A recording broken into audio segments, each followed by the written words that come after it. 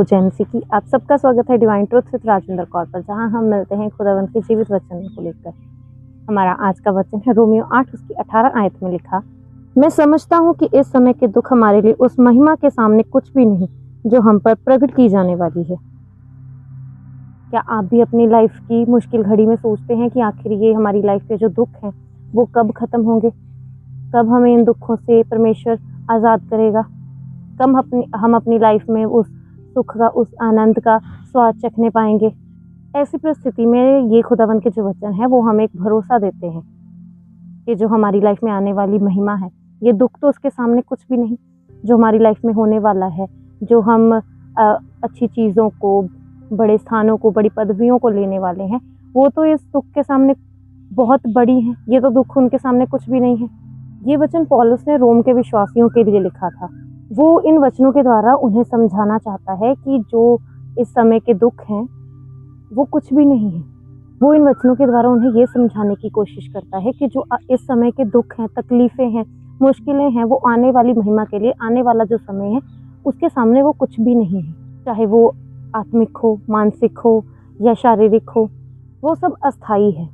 लेकिन जो भविष्य में मिलने वाला है महिमा, खुदावंद के बड़े बड़े जो हम काम देखेंगे, जो हम बड़ी बड़ी चीज़ें हासिल करेंगे, अनंत जीवन व स्वर्ग का सुख जो होगा, वो तो बहुत इससे ऊपर है। वो सब इतना महान होगा कि इन दुखों के, ये दुख उसके सामने कुछ भी नहीं होंगे। ये वचन जो है वो हमें एक नई सोच देते हैं। जब हम इस दुनिया के सिर्फ दुखों को देखते हैं तो हम टूट जाते हैं, लेकिन हम जानते हैं कि हम एक अस्थाई यात्रा पे हैं जिसका अंतिम लक्ष्य जो है वो परमेश्वर है, खुदावंद के साथ अनंत जीवन है। तब हमारा जो दृष्टिकोण है वो बदल जाता है। तब ये दुख हमें कुछ नहीं लगते खुदावंद के सामने। खुदावंद की जो हमें महिमा देगा परमेश्वर, जो हम हासिल करेंगे, तो उसके सामने हमें ये दुख तब कुछ भी नहीं लगते। जैसे हम एक उदाहरण देते हैं, जैसे एक किसान होता है, जब वो फसल बीजता है तो वो हर मौसम में, गर्मी हो, सर्दी हो, बरसात हो, कुछ भी हो, वो अपनी फसल की केयर करता है, क्योंकि वो जानता है कि जब इसका मुझे रिजल्ट मिलेगा, जो इसका फल आएगा, वो उसकी वो सारी जो दुख तकलीफ़ें थी वो उसे भुला देगा, वो उसे कवर कर लेगा। वैसे ही मसीही जीवन भी है। हमारे मसीही जीवन में दुख आते हैं, संघर्ष आते हैं, पर उसके बाद जो महिमा हमें मिलती है, जो अनंत जीवन की महिमा मिलती है हमें, वो इन सब दुखों को, इन सब संघर्षों को भुला देती है। वो जो परमेश्वर की महिमा, जो परमेश्वर का हमें साथ मिलता है, वो बहुत अनमोल है। हम परमेश्वर की महिमा की भागीदारी होते हैं। तो अपने दुखों में, परेशानियों में जो आप मसीह में फेस करते हैं, उनके लिए परमेश्वर का धन्यवाद किया करें, क्योंकि उसके बाद जो आपको महिमा मिलेगी, जो परमेश्वर आपकी लाइफ में बड़े बड़े काम करेगा, वो आपने कभी इमेजिन भी नहीं किए होंगे। तो अपनी लाइफ में अगर आप कभी भी दुखी हों तो इन वचनों को याद कीजिए, तब आपको एक परमेश्वर हौसला देगा। परमेश्वर आपको क्लियर करेगा कि ये दुख और ये संघर्षों के बाद तुम्हें एक अनंत महिमा मिलेगी, एक अनंत जीवन मिलेगा जो परमेश्वर के साथ होगा।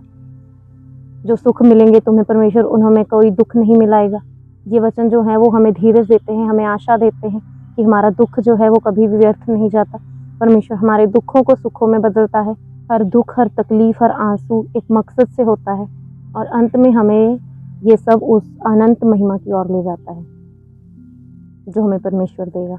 जीवन में कितने भी दुख क्यों ना हो, कभी मत भूलें, परमेश्वर में हमारी आशा, मसीह में हमारी आशा अमिट है।